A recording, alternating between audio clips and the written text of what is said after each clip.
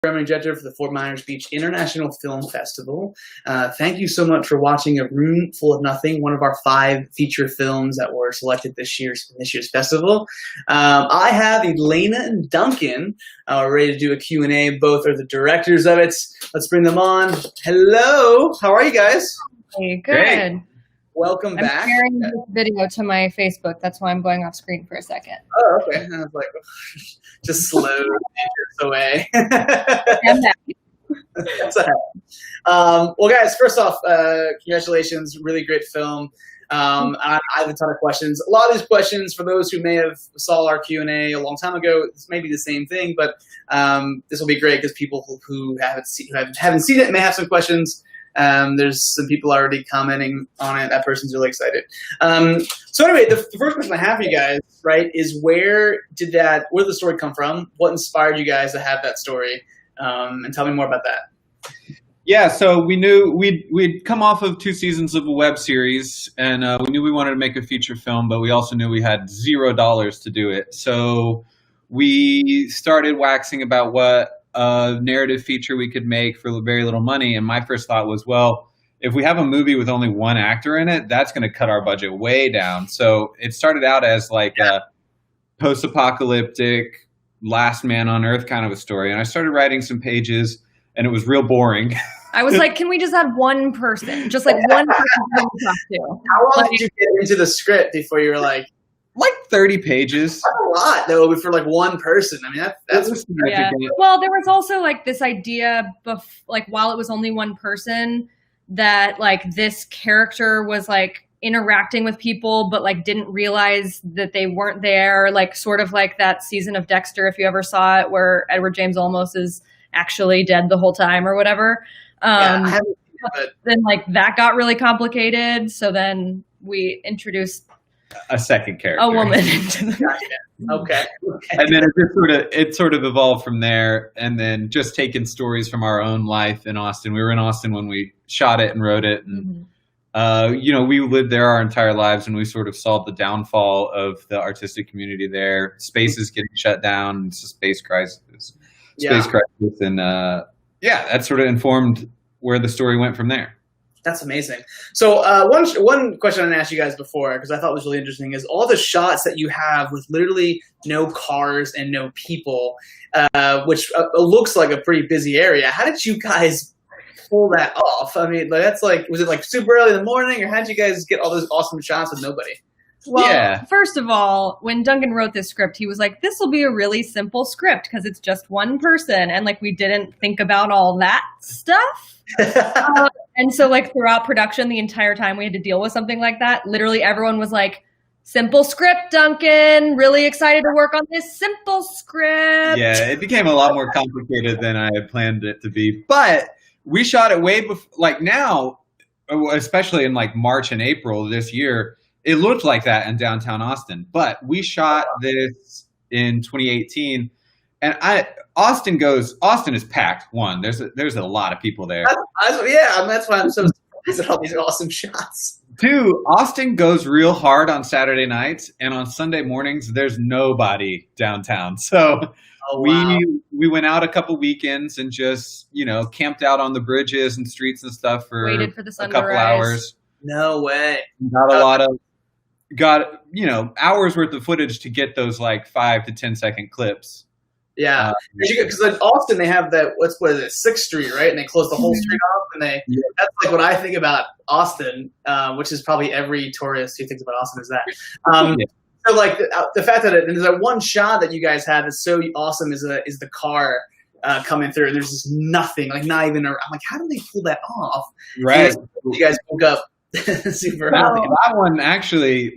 The bridge was really busy that morning, and there's a bunch of other cars on the bridge, but I took the footage and sort of painted everything else out except our single car going by. So that was me teaching myself After Effects. Yeah, and there's a lot of rotoscoping. There's that shot where it's like the big wide shot of the park where the the car drives by. And that was literally like me and our DP were guerrilla shooting from on top of a parking garage at the Long Center. And we were up there, and I had Duncan on the phone, and Duncan was in the car by himself because Ivy was out of town. And we were like, hopefully this is far enough away to where you can't see that there's people in the car.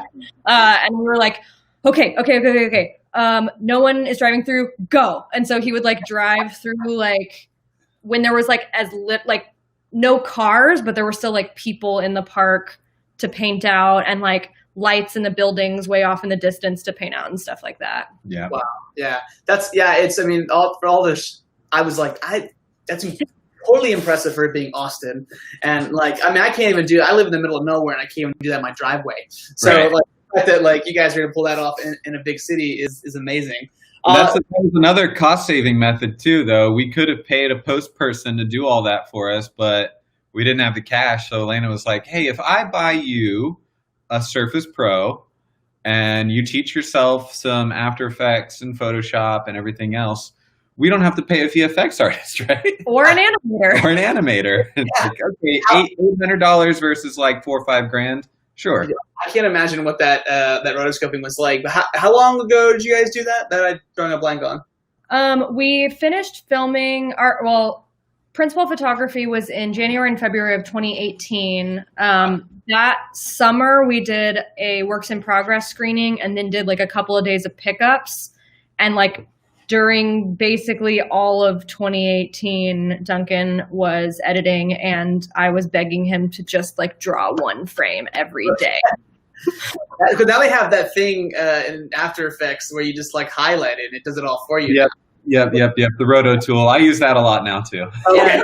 In real life, Duncan's an editor, so he's like, oh, perfect. Okay, because I was like, man, that would have probably saved you a lot of time, which is probably not helping me talking about it right now. So I'm gonna be right back. Our cat is locked up on the balcony, and I gotta let her in.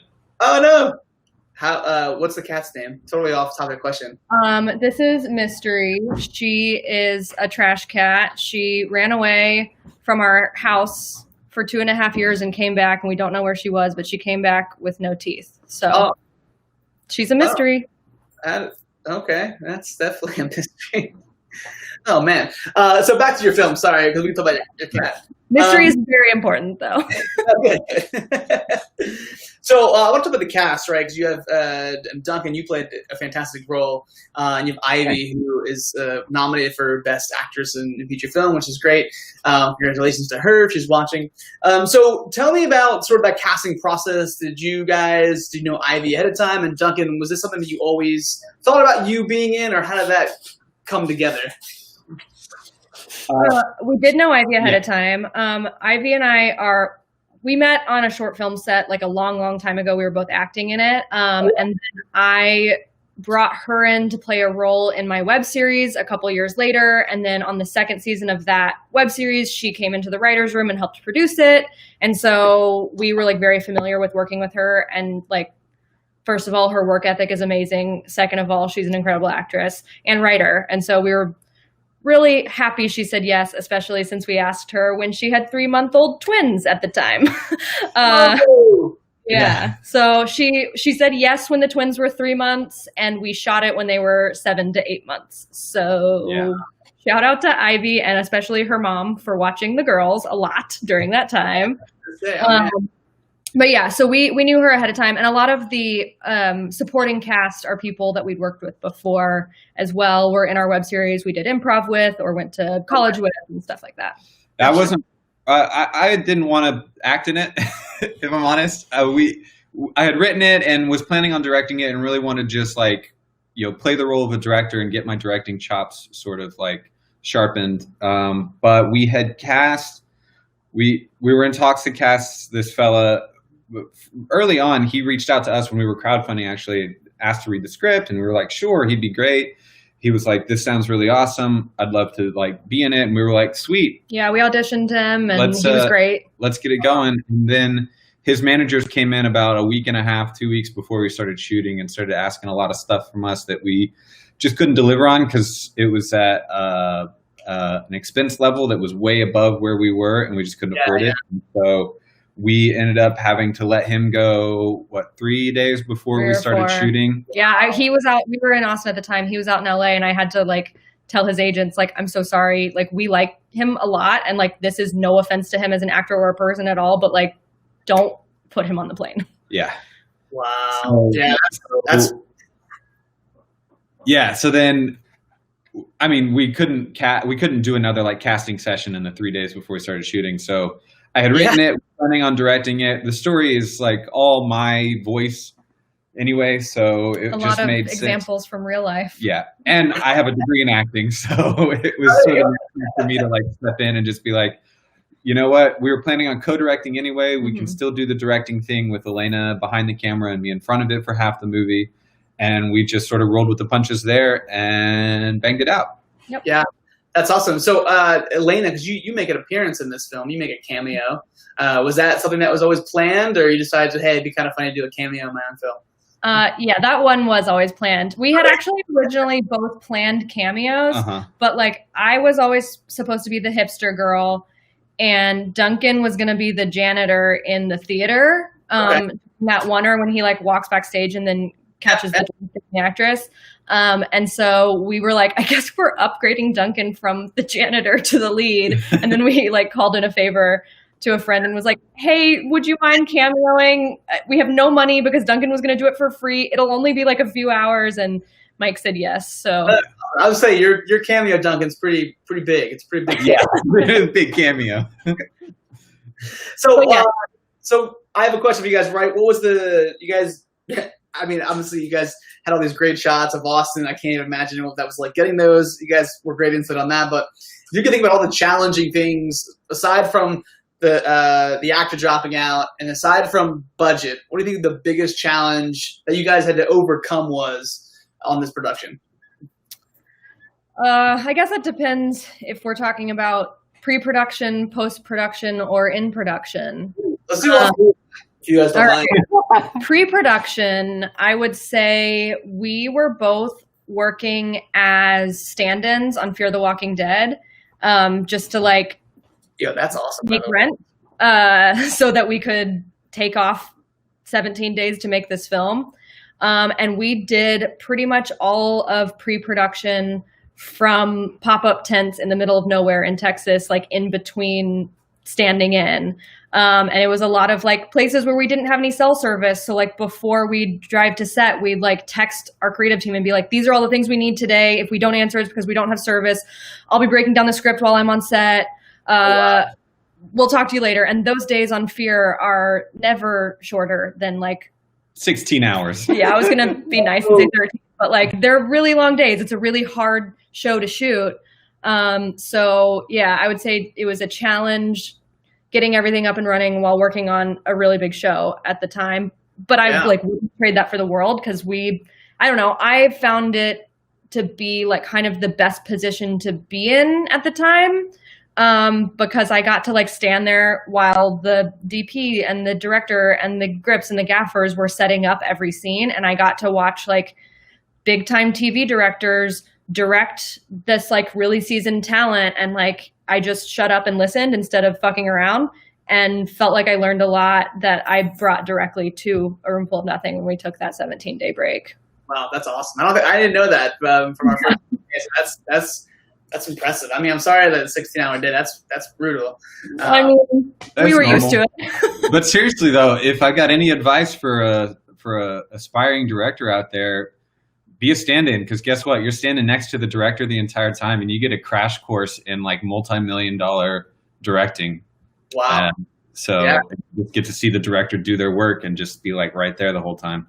That's awesome. And we don't have to think about anything else besides standing there. Like standing in place. If you're like a PA or a gaffer or whatever, you have stuff to do, but like as a stand-in, your job is to stand there and listen. Wow, that's awesome. I've never done that before. That sounds great.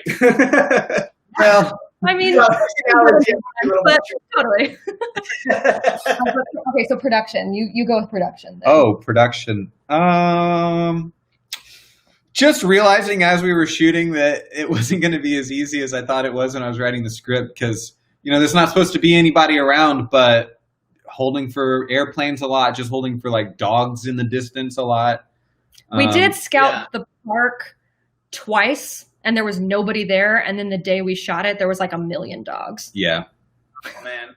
Yeah. I can't imagine. I'll be at the rotoscope those out. That'd be hard. We honestly reblocked the scenes to areas where like no one would get in our shot, and we like waited in between dog barks, and I think maybe ignored one of those scenes because there was too many dog barks. Yeah. Well, I mean, having to pivot on set is where directors sort of like either thrive or fail. And our first day of shooting, second day of shooting, it was in February. And one day out of the year in Texas, it'll freeze over and you'll have a really good freeze and then it's gone. And that just happened to be the second day we were shooting. So we woke up and it was below 32.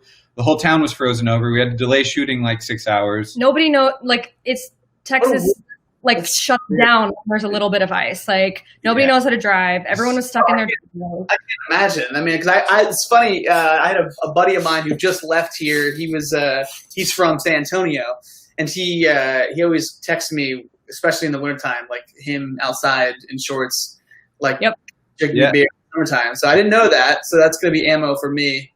Well, the thing is, it'll be 32 degrees that day, and the next day it'll be 75.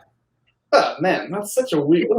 It's nuts. But we lost half a day our second day of shooting, and then just had to sort of like regroup and add days to the end and pick up days and stuff. And I wrote a really ambitious schedule for that. Our entire first week was in that hero house where Barry and Phyllis live.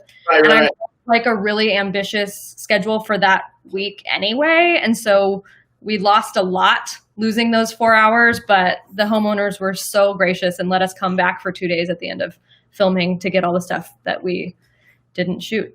Wow. That's incredible. So you guys definitely pulled some resources together to make this done. So what was the most challenging thing about post? I'm guessing the rotoscoping, but I could be wrong.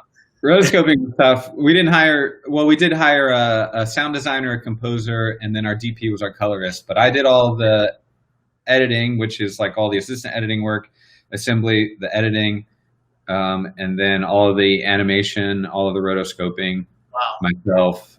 And then we hired a composer, Michael Simpert. God, he's so good. Who was so good, and he really brought I edited to temp tracks, which I don't know where I picked that up, but you know, I would just go and like rip songs from my favorite movies, like Eternal Sunshine or like Good Will Hunting, you know, some Elliott Smith, and I would edit to those tracks, and then I would just give that to the composer and be like, this is the vibe that I was editing off of.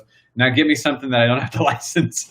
I mean, we interviewed like 8 or 10 composers, and he was the one that was like completely got all of our references and like showed work that felt really similar to the vibe that we wanted. And so even though at the time he was in LA and we were in Austin, he composed the entire thing remotely and very quickly too. It was funny. I used a track from the show Bloodline for one of the scenes, and after we met with him, we found out that he licensed the song to the same show, and so it was just like perfect vibe. So he was like, "That's the only reason y'all hired me, right?"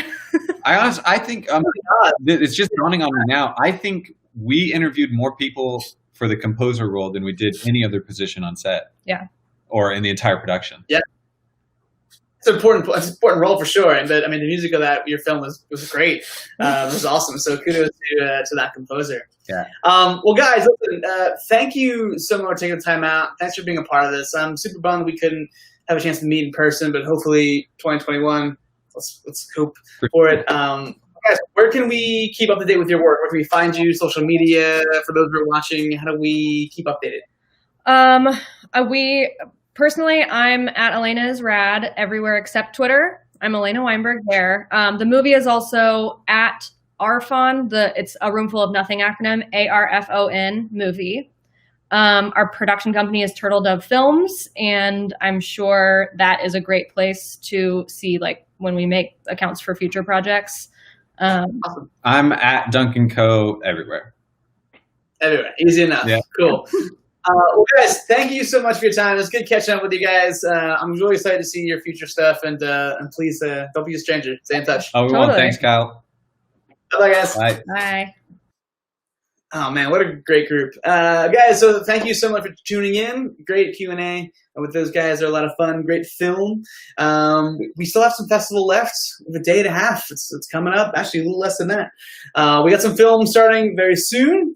We also have tomorrow where our awards ceremony will begin, which is going to be great. So guys, until then.